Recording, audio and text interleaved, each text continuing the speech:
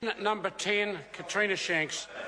Thank you, Mr. Speaker. To the Minister of Justice, how is the government continuing its support for victims of crime?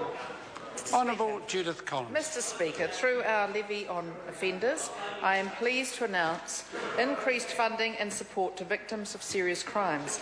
In future, we will be funding victim support to pilot an enhanced homicide support service, introducing a crime scene grant to support victims with accommodation costs where their residence cannot be used because it is a crime scene, and increasing funding for rape prevention education, increasing funding for families of victims killed by a criminal act, and increasing funding for victims of crime travelling to New Zealand from outside the Pacific to attend court hearings.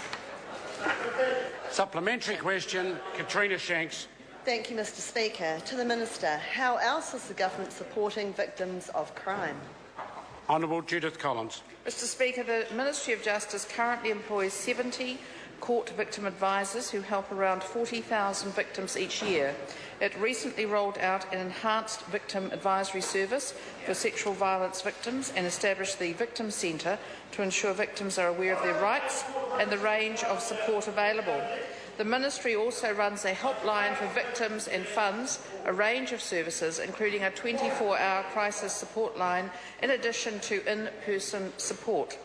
The Victims of Crime Reform Bill will introduce a Victims Code and a Register of Victims' Complaints. The Justice Sector is continually reviewing ways to provide more support for victims of crime to strengthen our communities and ensure people feel safe.